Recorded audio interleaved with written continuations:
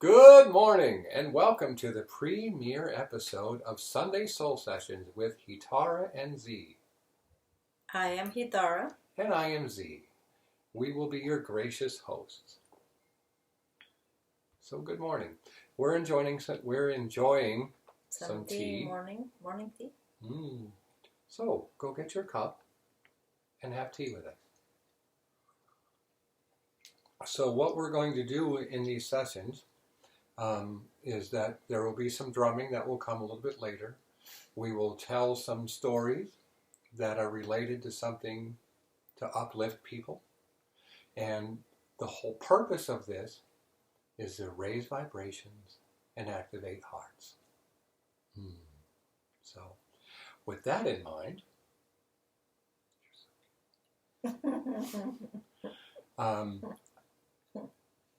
when I've done public speaking before, they always say start with a joke. So I will start with a joke, and then we will go into an Easter message, and then some drumming, and we'll have fun. Okay? So, imagine the Pope cruising through the Vatican. He's got his big old hat on, and he's got his robes, and he's got a couple of cardinals with him, and he looks down the hallway, and he sees this pagan priest down on his knees, and he's scrubbing the floor. And he stops, and he looks, and he knows he's not one of his, and he turns to the cardinal, and he says, "What's he doing here?" And the cardinal's like, "Leave him alone. He does good work. We don't have to pay him very much. There's room and board. Feed him." And the Pope looks at him and goes, "He doesn't believe what we believe. He can't be here." So they're back and forth, and eventually the cardinal talks the Pope into having a silent debate with him, with the pagan priest. And so there it goes. So they go into this little room, and there's this table in between them, and the pagan is there with his just plain his frock and jeans, and stuff, and the Pope walks in, and he's got his scepter, and he's got his hat, and he's all regal and royal looking, and he takes a deep breath, and he looks at him, and he goes. The pagan priest goes, "Whoa." Pope doesn't know what to do. So he gets ready and he goes. Pagan priest looks at him and goes. Again, the Pope steps back. He's like, "Wow, this guy's good." So he goes, "All right." And he gets up and he pulls out this loaf of bread from his pocket. He puts it on the table and he breaks it. Pagan priest reaches into his pocket, digs around a little bit, takes an apple out and goes, puts it down. Pope throws his hands up, says he wins. He gets to stay. So the cardinal goes over to the Pope and goes, "Well, how did he win?" "Well, in the silent debate, I said God is everywhere. But he said God is in me." It's like, yeah, he had me there. Then I said the Father, the Son, the Holy Ghost. He said, "But one true God." True. That's the creator of the universe. And then I got the bread out signifying Jesus and the sacrifices he made. And he pulled out an apple explaining why he had to come. Cool. So they run over to the pagan and they say, "Hey, you beat the Pope. How'd you do it?" "Well, first of all, he said, 'You pagans are everywhere.'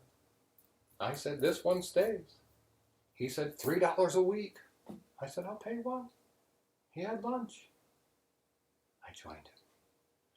It's all about perception.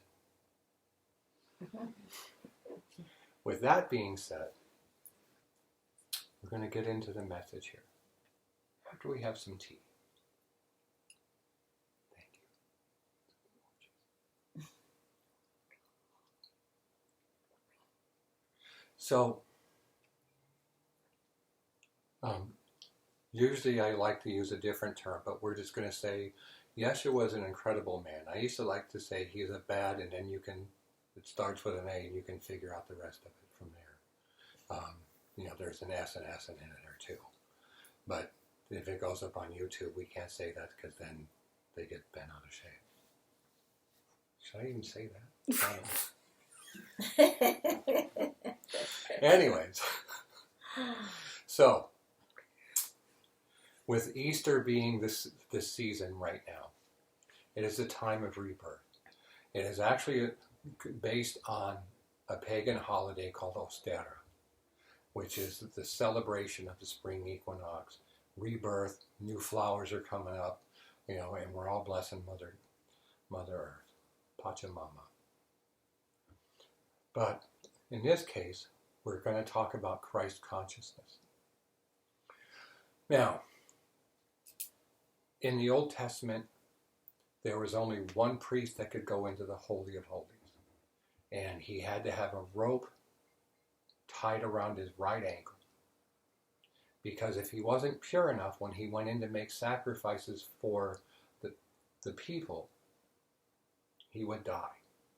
And no one else could go in and get him because it was up to one man to do it. And they would have to pull him out. That comes in later, so remember that.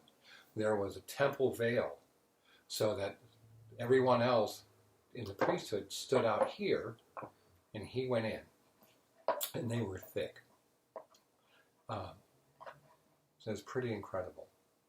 So here we come to the night that Yeshua is betrayed.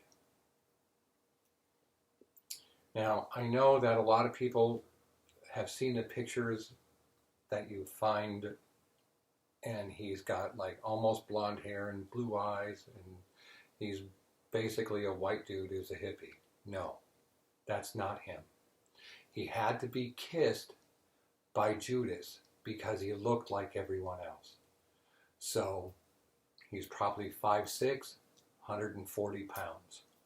That comes into play later. Now, he is also known as a man that was up early so he could pray and commune with God, his Creator. When they come and get him that night, it's 10 or 11 o'clock at night. He's been up a long time. It's getting ready for bedtime for him. But they come, Judas kisses him, and they take him, and he gets tried in court at night. That was against Jewish tradition. However, if you're looking at law, they broke the law. If you're looking at the rules for sacrifice, it was the high priest that ordained this. And Yeshua was a man without stain or blemish. Same for the lambs that they used to sacrifice for the atonement of sins for people. So, after they try and convict him, they're not allowed to do anything because the Romans ruled. And the Romans were the only ones allowed to put anyone to death. So they take him to Pilate, and Pilate can't find anything wrong with him. And they're like, he didn't do anything. And they're like, no, he broke our law, he's got to die. And he's like, he didn't do anything. Pilate's wife had nightmares and was telling him earlier in the morning not to do it. He was an innocent man. So Pilate, at this time of Ostara, would bring out two criminals, and as his gift to the people, he would go ahead and release one of them. So he had Barabbas on the left side, who was a thief and a murderer, and some say that he led revolts against the Romans, so maybe not. And then there was Yeshua. And under the high priest's command, when Yeshua stepped forward, he had all the people scream, "Crucify him! Crucify him! Crucify him!" And so on he went. Now, the Romans used to tie a rope around the ankle, the right ankle, of the prisoners that were being crucified. Now, unlike what you see nowadays, and when you see people carrying crosses on their shoulder and they're walking through to honor Christ and what he did, that's not the way it was. The the post was always in the hill. And they were made to walk through town like this. It's called a patibellum, with their arms tied to this. And when the Romans decided it was time for sport, they would yank the rope that was on the right ankle, and they would face plant. The Romans were fulfilling prophecy because he was going to be the high priest that went in for us. So as he gets up there, and they put him up on the cross, and we're not going to go into that because it's pretty gruesome, and it just gets whitewashed so many times, but it's a really nasty way to die. And when he finally gives up the ghost, remember that veil? It ripped in two and came down. That means that now all of us can go in and go to our Creator, our universal God, and receive that Christ consciousness. Awesome. A little more tea. And then we're going to play some music. So it'll be about 10 minutes of drumming. And when the drumming starts, what we need you to do is think of your most favorite place in nature. And as you close your eyes, go ahead and go to that place and listen to the drumming. If you have a drum and it's not going to disturb anyone, go ahead and join in with us. Guitar is going to play some bowl. You want to hear? It's gorgeous. Yeah. So, and then, as you're in that space, just relax. And if you have guides, invite them along. I'm sure they have some nice things to say. Today, though, the last thing I want to say. Are you powered by crystals?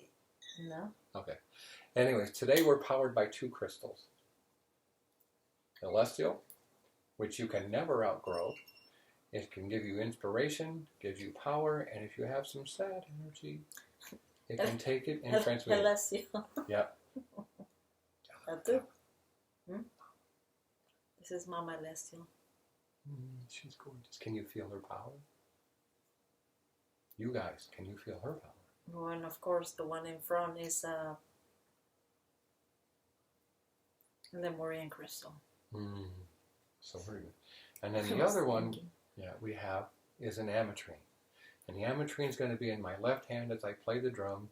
So it's going to come through and just wash you all with this beautiful, powerful solar plexus stone, Manipura. Okay. So get comfortable. If you have headphones, it's best. Put your headphones on. If you're going to drum with us, get ready and go.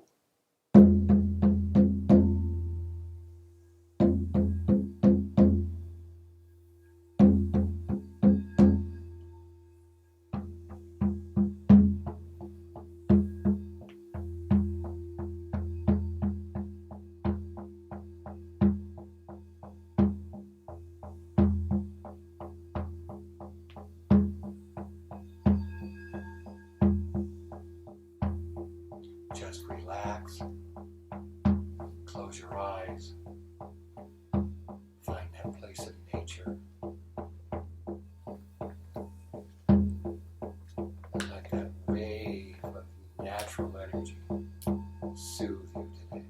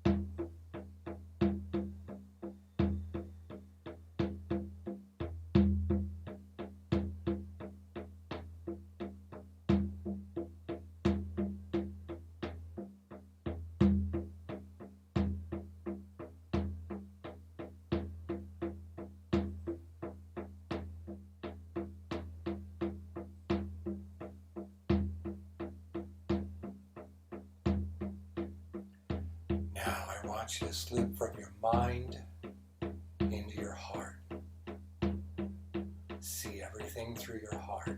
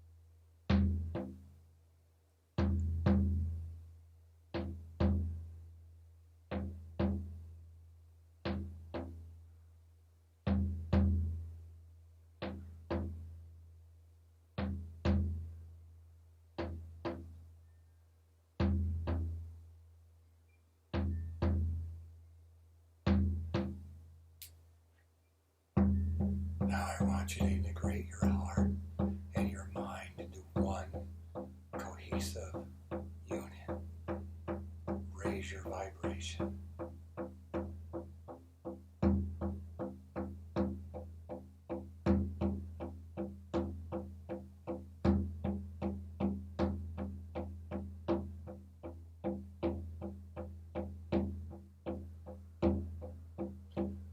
Just as money is the currency of this world, gratitude is the currency of the spirit world.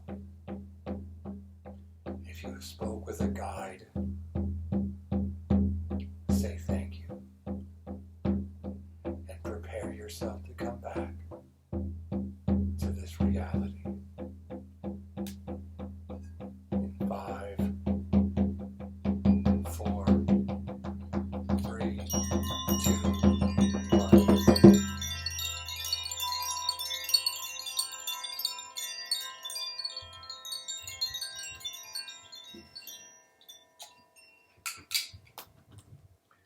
We are ETHernitY, this has been a Super 7 Consortium production. Thanks to Natasha. Thank you. Blessings. Blessings. Thank you so much.